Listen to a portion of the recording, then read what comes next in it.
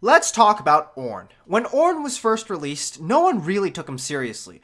He was considered terrible and perhaps even unplayable. But now Ornn is played constantly. He's the best tank in the game right now. Good laning, very tanky, very hard to kill, a lot of resources, a lot of sustain. Ornn is very much like Thor. He's got a hammer, he rarely ever has to go back to his home base. And just like Thor, he is really fucking hard to kill. Here's how Ornn became so good over these last few months. This is what happens when a new champion with a unique mechanic like Ornn's purchasing in lane happens. Most players don't know how to play this champion properly, and so the champion plummets in their win rate, and it makes it look like the champion is extremely weak. So what happens then is that champion receives buff after buff after buff after buff. So now you have a champion who is still unpopular but over buffed due to the fact that no one wants to play him. Eventually, he'll become popular enough that everyone realizes he's overtuned, and then he'll get nerfed again, returning him to the gutter. I'm just trying to do my part to speed up this cycle. Ornn is so good right now that many Korean challenger supports are just picking him because they don't want to see him on the enemy team. You know a tank top laner is probably overpowered if support players are just playing him because fuck it, it's him. So what's so great about Ornn? Ornn's concept was really simple. Make a champion that can buy items in lane. A champion like that needs to be weak in lane in order to be balanced, otherwise he can just stay in lane almost permanently. Unfortunately, Ornn's laning phase is so strong now that he has very few bad matchups. Tanks are supposed to be weaker in the laning phase because they don't have items to be tanky yet. But Ornn's W is so overpowered that it allows him to win trades and matchups that he just has no business winning whatsoever. At level 1, what Ornn players should be doing is just walking on their lane opponent, hitting W, and auto-attacking them once and walking away. Your shield is strong enough to soak up just about anything they can throw back at you. Your passive plus your W will deal about 21% of their current HP as magic damage at level 1. As a result, most high elo top laners will just concede the level 1 to Ornn now because they know they just won't win a trade. Ornn's W is so overpowered that champions that traditionally shit on tanks like Fiora are getting forced out of lane because of the fact that Ornn's W is so easy to hit and it's so cheap to use. He doesn't have mana problems because as soon as he runs out of mana, he can just buy a mana crystal and have plenty to use in reserve. The only champions that still give him somewhat of a hard time are ranged champions like Jace. Jace is one of the few champs that do enough damage in the early game to actually win trades and force Ornn to go back to base. And also because they're ranged, Ornn can't just freely harass them with W. The bread and butter combo for Ornn is using Q first and start your E right before the Q proc actually activates. This way, most people are not expecting the stun, followed up with a W and an auto attack. In most cases, all you should be doing is pressing W and pushing. Here's a few things that you have to know about Ornn's ultimate. 1. The hitbox is completely fucked. The hitbox is mostly centered around his head. If you ask Ornn tits or ass, he's gonna tell you head. It's always better to use the second proc of your ult earlier because you have a much better chance of actually hitting it. But the most important thing about hitting his ultimate is where you're actually standing as Ornn. If you're standing in the middle of the path that you create, it is like almost impossible to fucking miss this thing. But if you're standing on the side of the path, it is almost impossible to hit this fucking thing. Remember that Ornn's ultimate is best used as an engage tool. It is meant to start a fight. It is not meant to be peeling. It's got a ridiculously short cooldown and Ornn naturally purchases CDR anyway, so in a really long team fight, it could potentially come back up before the fight is over. Don't use your ultimate near champions that have good CC. If they're smart, then those champions will CC you near the second activation of your ultimate and you won't be able to actually hit it.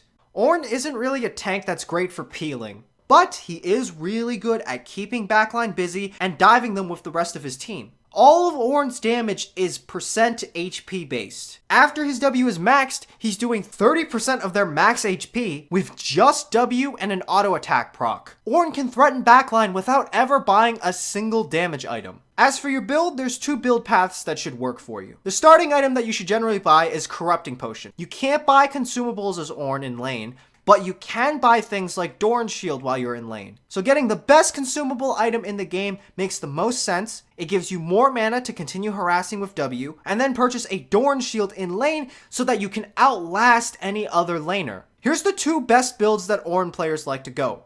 The first item that most Ornn players rush is Righteous Glory. It gives HP, it helps with mana problems, and it's really good for engaging. After that, you have 2 options. Go full tank with Abyssal Mask, Warmogs, Randuins, and Thornmail. Or you can get Frozen Gauntlet before buying full tank. Frozen Gauntlet gives a little bit more mana, a little bit more armor, and it makes you a bit more aggressive. The choice whether or not to buy Frozen Gauntlet is completely up to the individual player. Keep in mind, however, that the stats that Frozen Gauntlet gives you will eventually be received by Ornn anyway. It does make you somewhat less tanky, but it gives you more cooldown reduction earlier in the game. It does, however, delay one of my favorite things on Ornn. After a long team fight where you've taken a lot of damage and you tanked for your team, get some farm and get some gold with your team, and then buy a Warmogs to heal back up in the middle of the map, so that way you never have a real reason to ever go back to base. Hi there, my name's Donghua. Thanks for watching the Ornn video. If you have any other questions about the meta, you can ask me at discord.gg/Donghua. That's it for the main video. If you want, you can stick around for the bonus content where I'm going to be answering questions from my Discord server.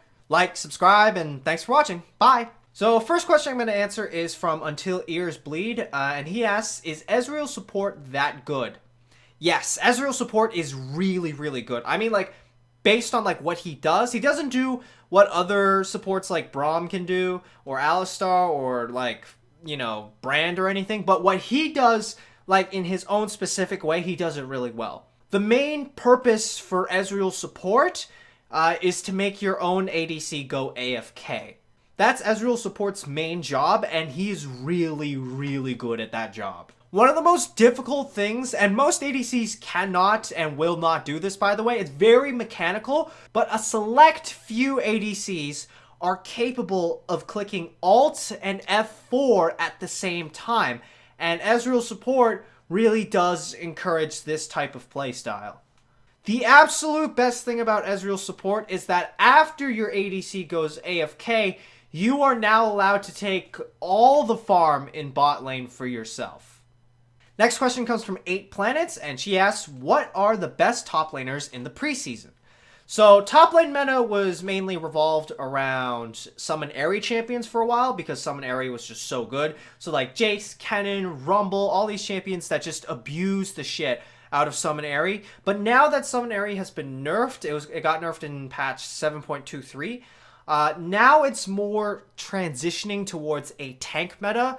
So Ornn, Maokai, Shen, Cho'Gath, tank champions are just, you know, getting really a lot stronger. Grasp of the Undying is really good. Aftershock is amazing if you can make good use out of it. Now, as for bruisers like Jax and Fiora, unfortunately, they're not in a bad spot, but they're not in a great spot, because for the precision tree, getting 18% attack speed is not really that great. Press the attack is really good, but 18% attack speed is not really going to do anything for you in the early game, as opposed to like a sorcery tree where you can get like 10 AD or something. That's a lot stronger. Or in the resolve tree where you can get almost 200 HP. That's also a lot more useful in a 1v1. Best thing to do right now would just be to play tanks.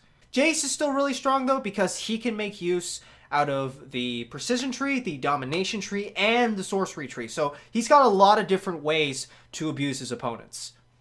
Next question comes from Chatter Bok Choi. How do you play around a Zoe? So Zoe is definitely a little bit overpowered. I would be surprised if I didn't see at least some small nerfs to her in the next patch. But the main thing that you should be doing against Zoe, her entire combo is kind of hard to deal with. But if you just dodge the sleeping portion of it, you shouldn't really have big problems with it. So just like a real underage girl, you shouldn't sleep with Zoe. Last question comes from Lock477, and he asks, why Gangplank has a bad win rate right now? Gangplank is hard. That's basically it. When a mechanically intense champion like Gangplank starts to get more popular because of something like Kleptomancy, his win rate will continue to tank, because people who don't play a lot of Gangplank, who just want to kind of pick them up. Like, they watch one YouTube montage of Gangplank and they think they're Tobias fucking Fate or something. They just sort of pick it up and they feed on it and they lose. So that brings the win rate down. And I've said this before, but you shouldn't take win rates that seriously. Easier champions will always have, on average, higher win rates than mechanically difficult champions. One of the greatest examples of this is Ryze. Like, Ryze, everyone was saying Ryze is bad because he had such a low win rate, but Ryze was played constantly throughout Worlds. He's still constantly played throughout right now, and Ryze's win rate is not anything spectacular because he's just so difficult. Usually the meta is determined by the pros in Master Tier and Challenger, and that community only represents like 0.01% of the community. Like, one division in Platinum is several times larger than Challenger and Master Tier and Diamond 1 combined. So win rates are always going to be more skewed toward the more populated elos rather than the professional elos. So that's it for this video. Next video I'm going to be talking about the jungle, and until next time, bye!